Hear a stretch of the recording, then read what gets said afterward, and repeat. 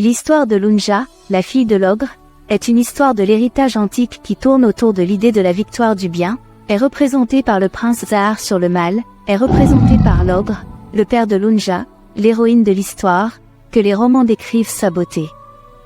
Suivez l'histoire jusqu'à la fin, et n'oubliez pas d'interagir avec l'histoire en écrivant vos opinions, en les partageant avec vos amis et en nous soutenant en vous abonnant. Merci. L'histoire commence à partir d'un palais entouré de bonheur et de chaleur, dans lequel vivait le prince Zahar, le fils du roi, et ses parents qui l'ont comblé de gentillesse et d'affection. Celui qui nourrit le mal pour le roi et son fils et espère que tous leurs biens vont disparaître, et il est le frère du roi qui souffrait de la pauvreté à cause de sa cupidité et de l'envie des autres.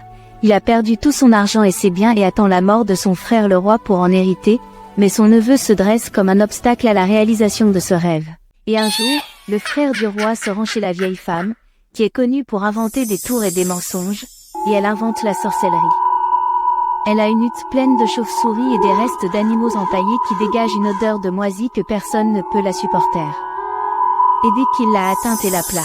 Hé, vieille femme. Je connais ta demande, retourne d'où tu viens, parce que tu n'as pas d'argent. Alors il l'a rappelé. Sors, pour que nous fassions affaire. Alors la vieille femme est sortie avec son héroïne laide et effrayante et lui a dit. Quelle est votre offre? La moitié de la richesse du roi. Et ici l'œil de la vieille femme a brillé et a dit. Laisse-moi faire et va-t'en. Dans un autre endroit du monde, dans le monde de l'oubli, il y avait Lunja, la charmante princesse aux cheveux d'or et aux yeux bleus.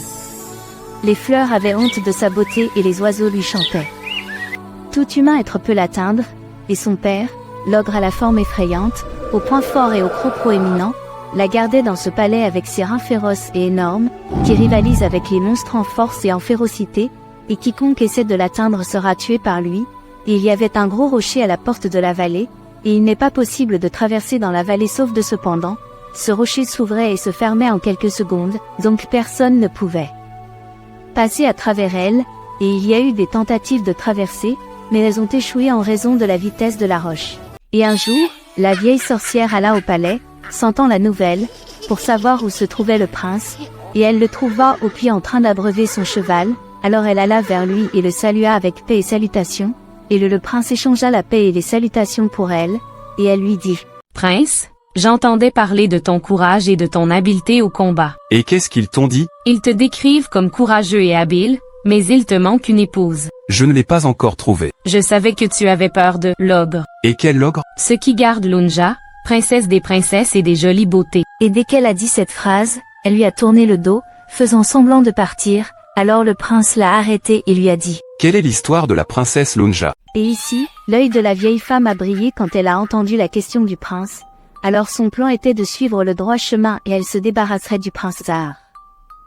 La vieille femme s'est assise au puits et a fait une description de la beauté du prince Lunja et ses charmes, comment elle est seule et triste, et qu'elle attend le brave prince qui la libérera de la captivité de l'ogre, et après avoir raconté l'histoire de la princesse Lunja, elle a quitté le prince et elle est partie en sachant qu'elle avait réussi ce qu'elle visait, qui était de se débarrasser de ce jeune homme.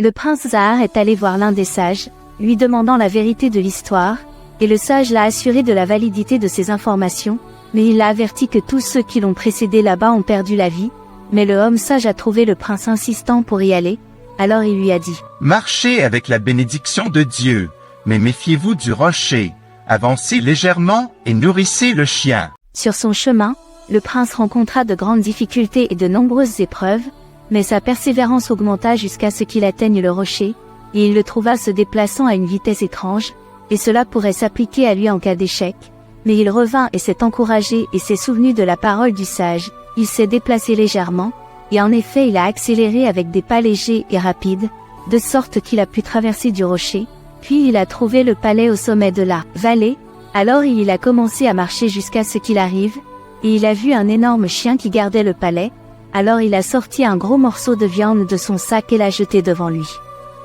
Dès que le chien l'a trouvé, il a halté après lui et entra dans le palais. Lunja le vit du balcon et lui demanda pourquoi il était venu. Alors il continua à la regarder avec étonnement devant sa bonté et sa beauté, et lui dit qu'il la libérerait de son enfermement, alors elle envoya ses cheveux du balcon pour que le prince puisse grimper à travers. Pas rassuré par les paroles de Lunja, mais il a dormi, et après m'être assuré qu'il s'était endormi, Elle a emmené le prince Zahar pour le guider vers le lieu de sortie, mais ils ont été interceptés par un gros chien qui avait été élevé par l'ogre pour garder Lunja. Alors elle a attaqué Zahar, qui l'a vaincu et l'a frappé avec un coup de poing puissant qui l'a rendu inconscient. Et ils sont montés dessus et sont partis. Après avoir réussi à s'échapper, le chien s'est réveillé et a rugi jusqu'à ce que l'ogre se réveille de son sommeil, et il a découvert que Lunja n'était pas là. Alors il a compris qu'elle s'était enfuie et a commencé à courir après eux jusqu'à ce qu'ils viennent au rocher, sauf que le prince connaissait le secret pour en traverser, et il a pu avec son cheval passer légèrement à travers le rocher, et quand l'ogre a essayé de passer également, et le rocher s'est effondré sur lui en raison de sa taille énorme, et l'ogre savait qu'il allait mourir, et il a appelé Lunja, qui avait le cœur brisé à sa vue. Ici, l'ogre lui a recommandé d'aller avec le prince pour son courage et a rendu son dernier soupir. Lunja a beaucoup pleuré, mais le prince l'a pris et retourna dans son palais.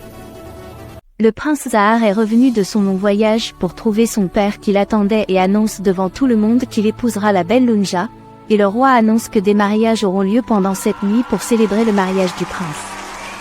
Par chagrin, le frère du roi a décidé de déménager et le prince Zahar a vécu avec la princesse Lunja dans un palais heureux, jouissant d'une longue vie.